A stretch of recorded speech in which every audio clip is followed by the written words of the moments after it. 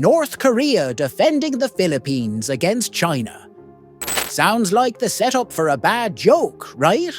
The kind where everyone laughs because it's so absurd. Except, plot twist, history actually hints it could happen. It's the geopolitical version of seeing cats and dogs shake hands.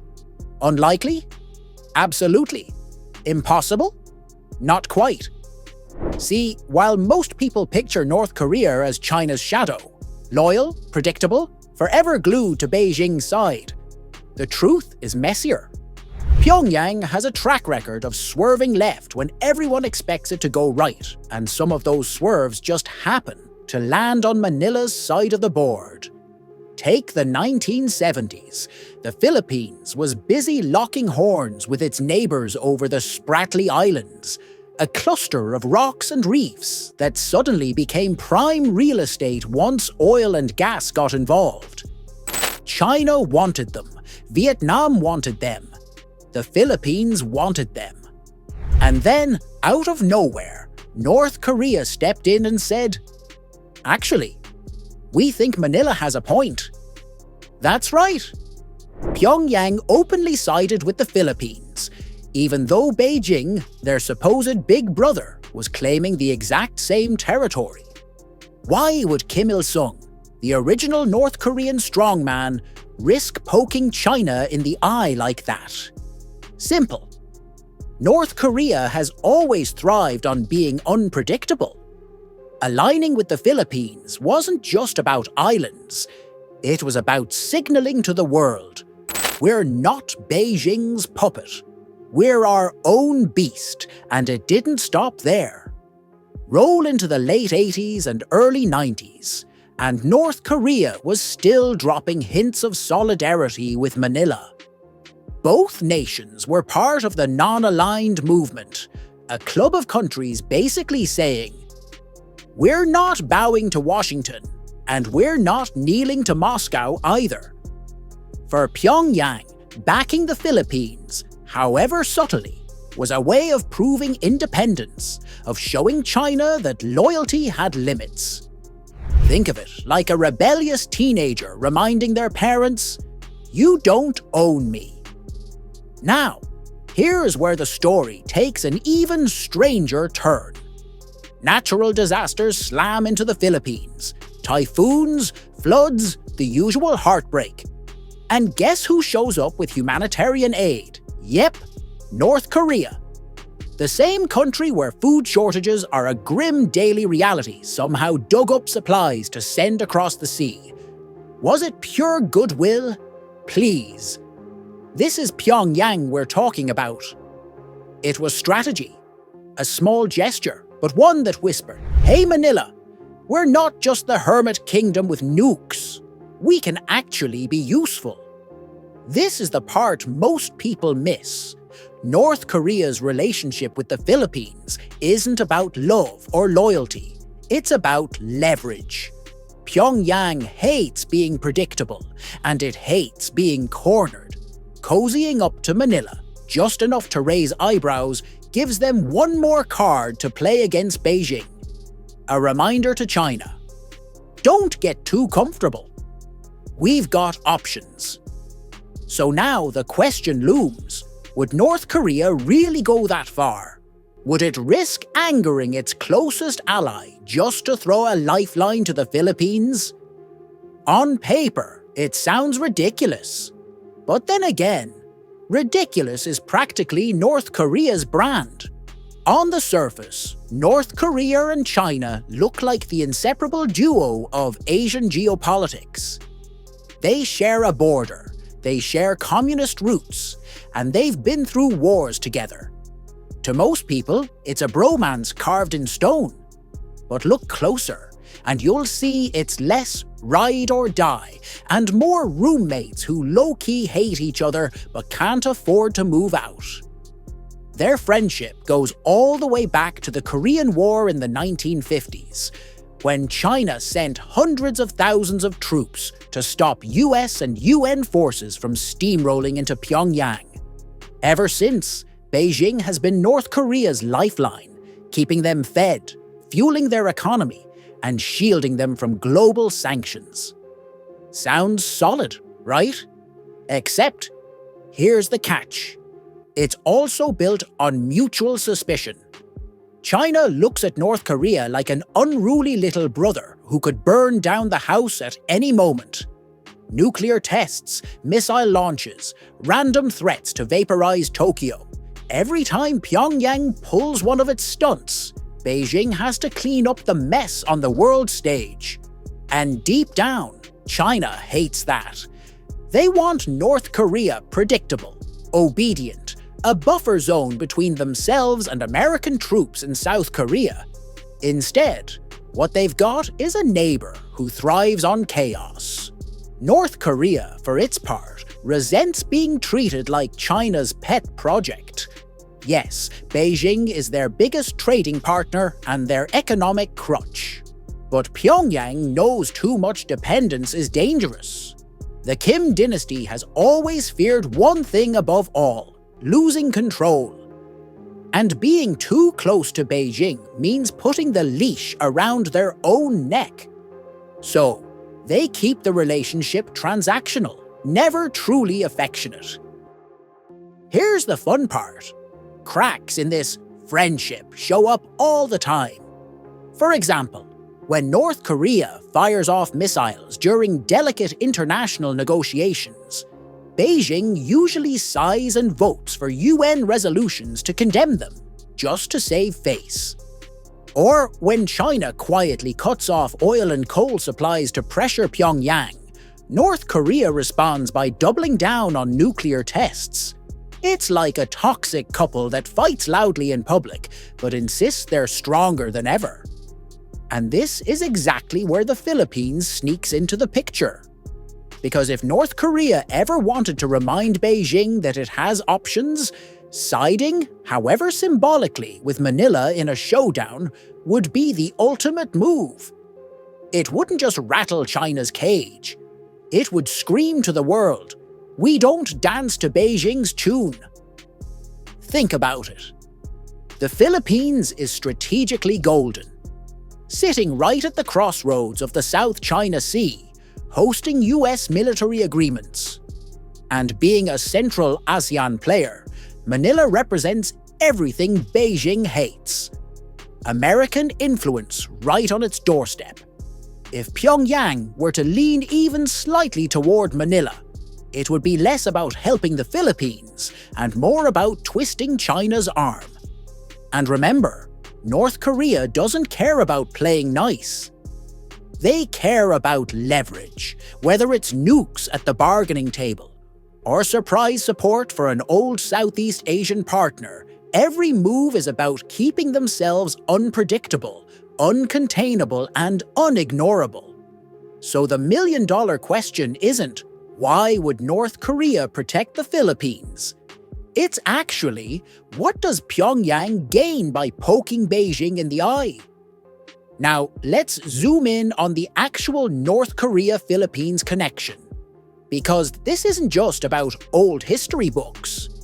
It's about a relationship that's quietly flickered in and out over the decades, like a faulty neon sign.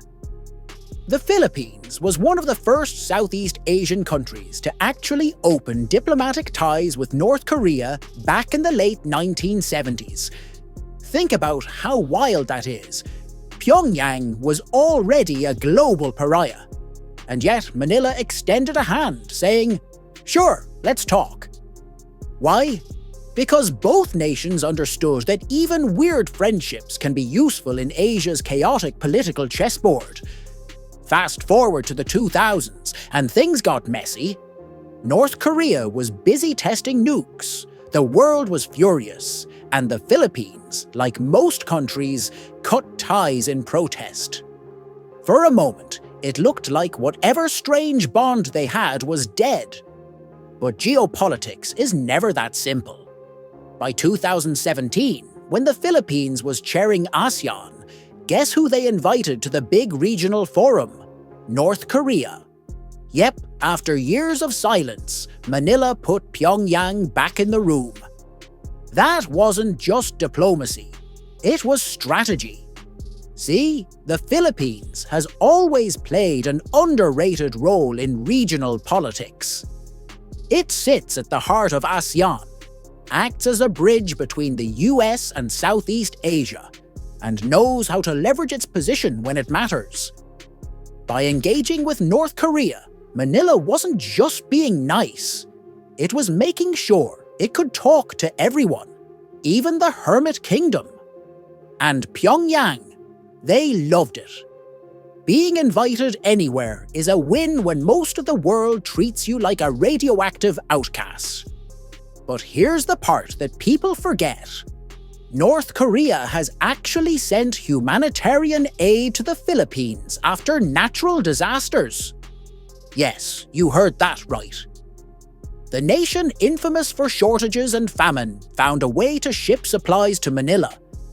That's not random generosity, that's signaling. It's Pyongyang's way of saying, we don't just fire missiles, we can actually be useful to you. And in a world where alliances shift faster than TikTok trends, even a tiny gesture like that can plant seeds for future cooperation. Because here's the truth, North Korea isn't sentimental. It doesn't care about the Philippines in the traditional sense. But it does care about having one more card to play against China, and Manila could be that card. Remember, the Philippines is no lightweight in the region. It's tied to the US through defense agreements. It's part of ASEAN's diplomatic machinery, and it sits right next to the South China Sea, the very arena China wants to dominate. For Pyongyang, leaning toward Manila, even symbolically, wouldn't just tweak Beijing's nerves. It would make the world take notice. So when you stitch it all together, the history, the quiet aid, the diplomatic invitations, what you get is a picture that's strange, but not impossible. North Korea doesn't need to love the Philippines. It just needs to see value in the Philippines' position. And if there's one thing Pyongyang is good at, it's spotting leverage in the least expected places. So, here's the million-dollar twist. Why on earth would North Korea risk its relationship with China, its biggest ally, just to lend a hand to the Philippines? On paper, it makes zero sense. But when you peel back the layers, the picture isn't as crazy as it seems. First, balance. North Korea knows that in Asia, balance is everything. If China gets too dominant, Pyongyang risks being swallowed whole by its giant neighbor. By nudging support toward the Philippines, even just rhetorically, North Korea can help keep China in check. It's like tossing a wrench into Beijing's engine, reminding them that not every piece on the board is under their control. Second, national interest. North Korea doesn't make moves out of kindness, it makes them out of calculation. By siding with the Philippines in even a limited way, Pyongyang could gain diplomatic currency. Imagine North Korea saying to Washington or ASEAN, "Look, we're not Beijing's lapdog, we're capable of independence." Suddenly, countries that normally dismiss Pyongyang might pay closer attention. It's classic North Korean bargaining, turning chaos into leverage. Third, negotiation power. Every international move Pyongyang makes is a setup for a deal. Maybe they want sanctions relief. Maybe they want aid. Maybe they just want to remind the world that ignoring them is dangerous. If they dangle even the hint of siding with Manila against China, they create a bargaining chip. Suddenly, they're not just China's unruly sidekick. They're a wildcard player everyone has to consider. And let's be real, North Korea lives for the spotlight. Join in a conflict, even symbolically, that pits China against one of America's treaty allies? That's guaranteed headlines. Philippines, it's the geopolitical equivalent of photobombing the world's biggest group picture. Now picture the ripple effects. The Philippines suddenly has an unlikely cheerleader. China gets a public slap from its supposed little brother, and the US quietly enjoys watching its two biggest rivals squirm. ASEAN would go into overdrive trying to interpret what it means, and the global press would treat it like the season finale of a political drama. For Pyongyang, that chaos is a win all by itself. And here's the kicker. North Korea doesn't even need to send troops or ships.